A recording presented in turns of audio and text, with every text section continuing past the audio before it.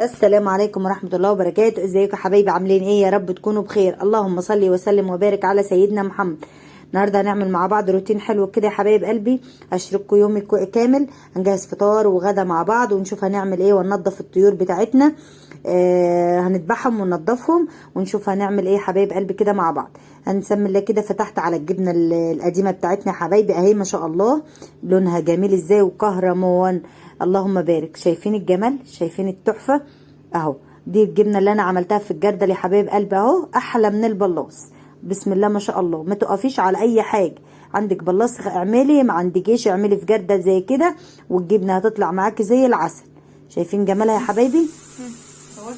عايزه بقى ايه؟ بطيخه كده في الصيف وتتاكل معاها، يا تحفه تحفه. بوريكم الجمال بتاعها، اللون ولا دايبه دوب كده، دايبه دوب اهو.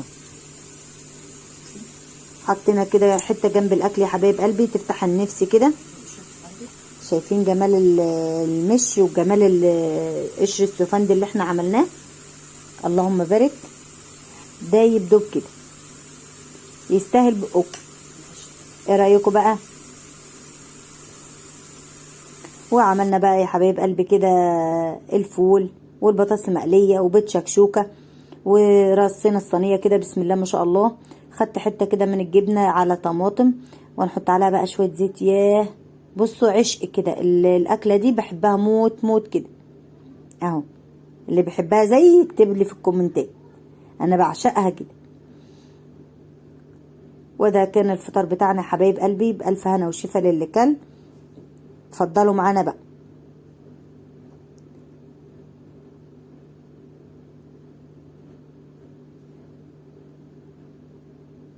حط بقى لايك اللي نسيت اللايك، وشجعونا كده يا حبايب قلبي بكومنت جميل يحفزنا. بحبكم في الله يا اغلى واحلى متابعين في الدنيا، داخل مصر وخارج مصر. انا بحبكم وبدعمكم، ربنا هيكرمني وهوصل بيكم يا اغلى واحلى متابعين في الدنيا. شايفين الجمال؟ حط بقى عليها شويه زيت كده يا حبايبي، ياه تحفه. بعد كده بقى يا حبايب قلبي هندخل ايه على الفراخ بتاعتنا، نفطر كده ونشرب كوبايه شاي ونمخمخ كده. بعد الاكله دي بقى الواحد ايه المفروض ينام، بس احنا بقى ننام مين؟ ورانا شغل. هنقوم بقى نشوف ورانا ايه. هنمسك بقى اللي هي الفراخ بتاعتنا، هي يا حبايب قلبي ما شاء الله اللهم بارك. دول متربيين في الصيف اللهم بارك، على العلف والمي. والاهم حاجه ان انت ايه تكوني محافظه عليهم، التهويه بتاعتهم كويسه. وخلاص على كده، ولا ادويه ولا اي حاجه حبايب، بتربيه بيتي ما شاء الله اللهم بارك اهو. مسكت بقى الفراخ بتاعتنا كده يا حبايب قلبي ونضفناها وطلعتها كده ايه، بوريكم ما شاء الله اللهم بارك. الفرخ يجيلها 2 كيلو ونص اهو، واوزان جميله ما شاء الله.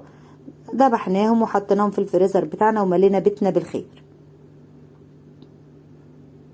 اهو. انا بربي الفراخ البيضاء حبايب قلبي، ببيع منها جزء. شايفين الصدر بسم الله ما شاء الله؟ شايفين؟ عشان برفع لهم العلافات يا حبايب قلبي، تقوم تخلي معاهم صدر ما شاء الله اهو. شايفين؟ مسكنا الفراخ بتاعتنا يا حبايبي كده، دبحناها وصمتناها وهنريشها كده مع بعض اهو.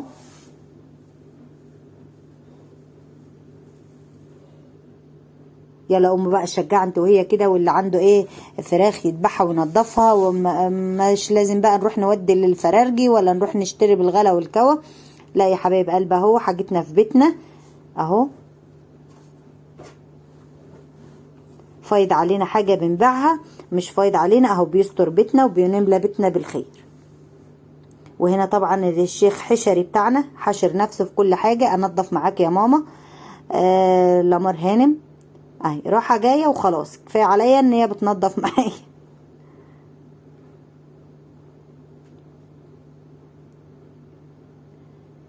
وهنا منا ربنا يبارك فيها يا رب، قعدت معايا ننضفهم اهو.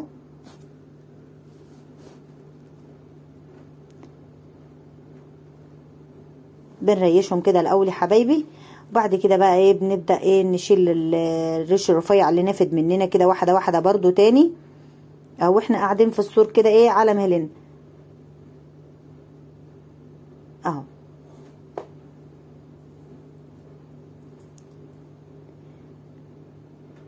بعد كده بقى يا حبايب قلبي ايه بنشيل الزوايد بتاعتهم وننضفهم كده كويس،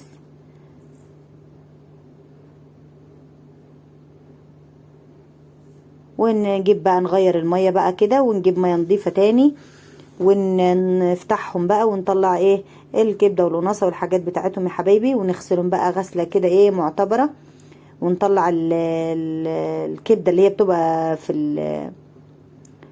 في الوراك دي يا حبايب قلبي اللي بيقولوا عليها كبدة، لا دي وحشة خالص حبايبي لازم نشيلها.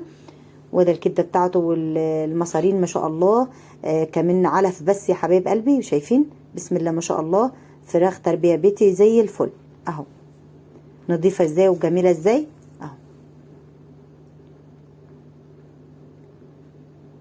هنفتح بقى كده كل الكمية بتاعتنا حبايبي،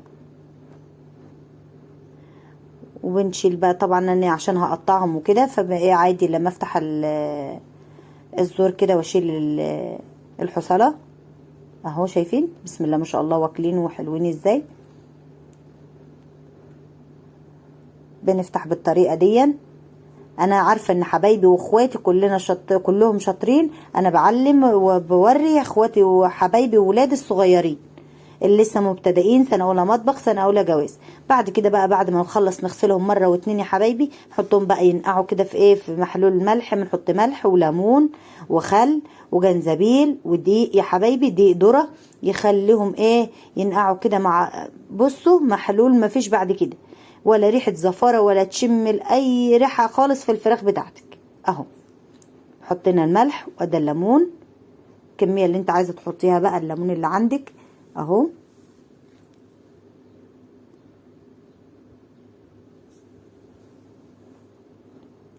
وادي الدقيق الذره يا حبايبي اهو بيخلي ريحته جميل، ريحه الفراخ ما تشميش اي زفاره في الفراخ اهو. ايه رايكم؟ انا عاينه كده كيس على جنب فيه دقيق ذره ده للايه لتنظيف الطيور على طول، سواء بط فراخ اي حاجه لازم المحلول دون يا حبايبي ننقعهم فيه يخلي ريحه الزفر معاكي والطيور ما شاء الله. خلصت كده تنظيف طيور يا حبايبي، دخلت على المطبخ بقى ايه نجهز ايه غدا لولادي. طبعا عندي فراخ كده، اخدت بقى نص فرخه كده حبايب قلبي وقطعتها، وهنعمل طاجن بقى ايه فراخ بالخضار اهو يا حبايب قلبي، بسله على جزر على فول اخضر والله حراتي، وحطيت بقى الكام قطعه فراخ كده حبايبي اهو. وهنعملهم ايه هنشوحهم كده الاول ونخرط عليهم بصلايه كده تقطيع عشوائي كبير عادي، لان كله طبعا انا عايزه ايه طاجن باين فيه كل الخضار اهو تمام. هنقلبهم كده مع بعض ونحط بقى الايه بصلتين 3 معتبرين كده، ونحط عليهم فلفل اسمر وكمون والبهارات بقى اللي انت حابه تحطيها وتضيفيها في الطاجن بتاعك. بصي اولادك هينسفوا الطبق والطاجن ده ناس من حلاوته، لان طبعا كل حاجه فيه مستويه على الهادي، مستويه صحيه ني اهو، ولا حمرنا ولا عملنا تشويحه بسيطه كده حبايب قلبي. بعد كده بقى نزلنا بالبسله والجزر لانهم بياخدوا طبعا سوا اكتر شويه من البطاطس او الفول، شايفين. لو عندك بقى كمان كوسه مفيش مشكله، اي خضار عندك حطيه. نديله تشويحه كده حبايبي. بعد كده ننزل بقى برضو بالبطاطس، ننزل تشويحه برضو معاها كده تاخد من طعم الفراخ اهو ما شاء الله اللهم بارك. بعد كده بقى ننزل بالايه بعصير الطماطم بتاعنا، ونسيبهم بقى ايه كده مع بعض، نحط بقى الملح بتاعنا والتوابل بتاعتنا لحد ما يتأثروا كده مع بعض ويستووا نص سوا، وبعد كده ننزل بقى ايه على الطاجن بتاعنا بالحاجات الجميلة اللي احنا عملناها مع بعض اهو، وندخله بقى الفرن يا حبايبي ياخد بقى ايه لون كده وكل الأطعمة كده تدخل مع بعضها اهو ما شاء الله اللهم بارك.